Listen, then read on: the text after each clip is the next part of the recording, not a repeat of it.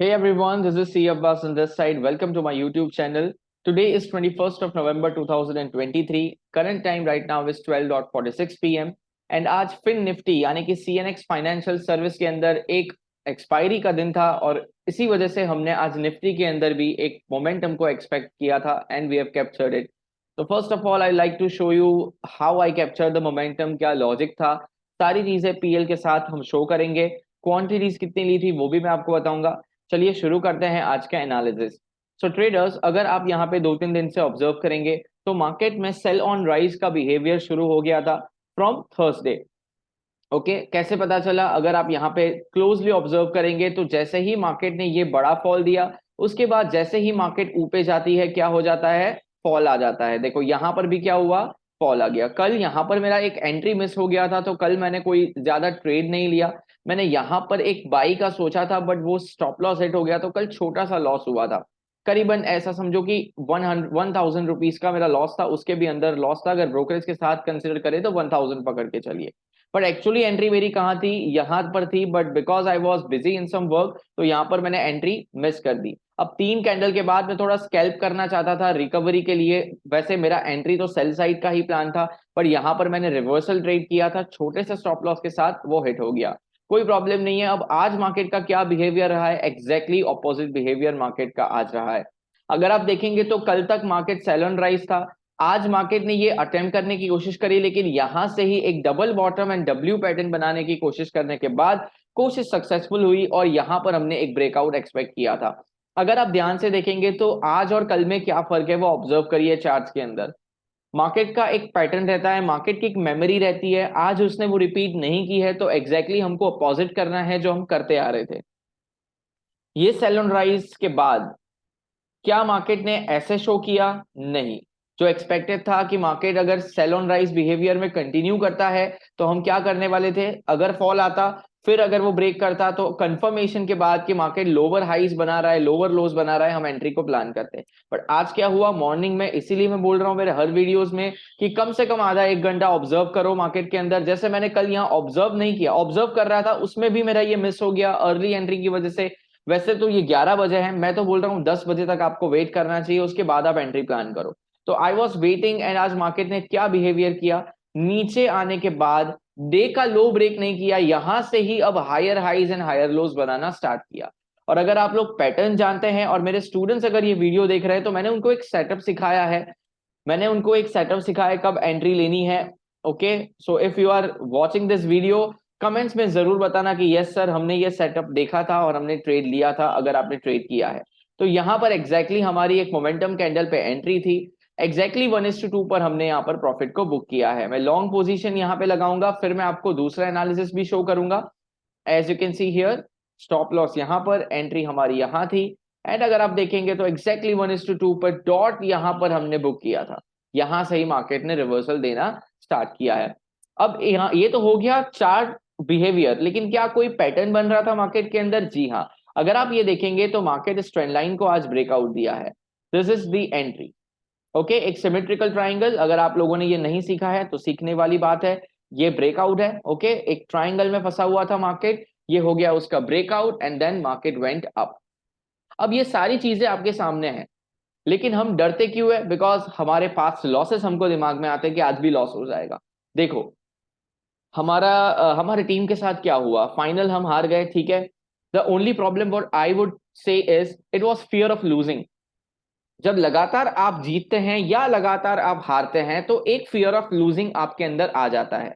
तो मार्केट के अंदर भी आपको लॉस करना बहुत जरूरी है, लेकिन जब एक ट्रेडर लगातार लॉस करता है तो उसका ट्रेड जब उसको दिखता है फिर भी वो नहीं ले पाता, बिकॉज उसको अपने पास्ट लॉसेस याद आते हैं.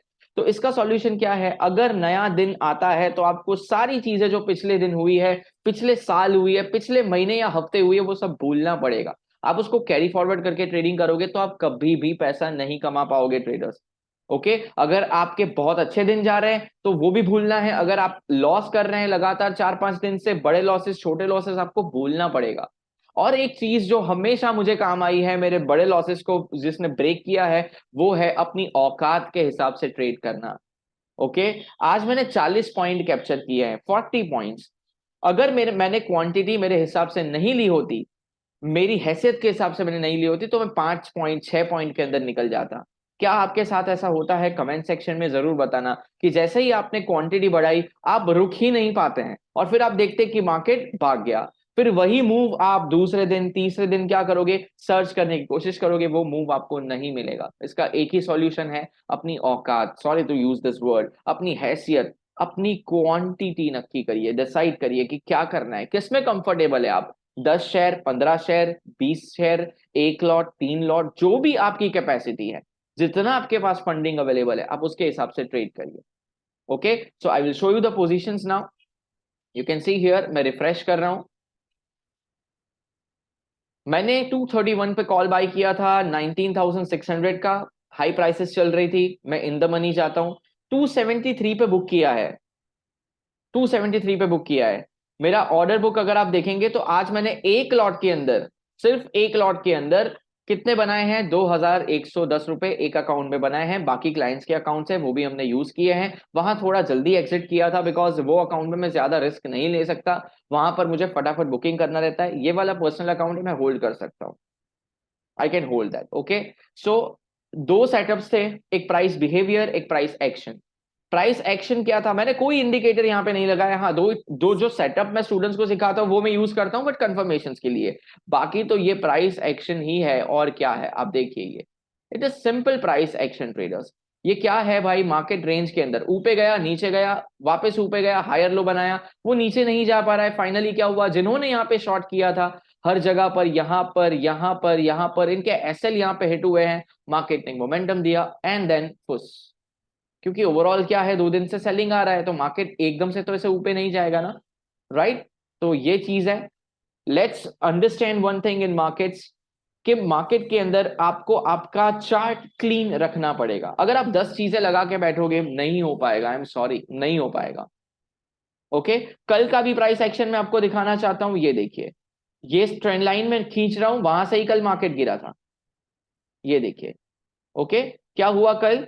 एक सेलिंग आया बट ट्रेंड लाइन के पास से आया था। यहां पे मैं वैसे भी 10 बजे तक तो ट्रेड करना होता नहीं है। लो ब्रेक किया, ट्रैप किया नीचे सेल करने वालों को, फिर बायर्स को बुलाया, फिर ट्रैप किया। ये हमारी थी एग्जैक्टली मोमेंटम कैंडल की एंट्री। यहां मेरा सेटअप भी बन रहा था जो मैंने स्टूडेंट्स को सिखाया हुआ है। हम लोग थोड़े इंडिकेटर को यूज करते हैं, बिगिनर स्टेज वाले जो स्टूडेंट्स हैं उनको मैंने दिया हुआ है। आराम से वो काम करता है अगर आप पेशेंटली उस पर काम करोगे तो, ठीक है? तो स्टूडेंट्स तो देख ही रहे।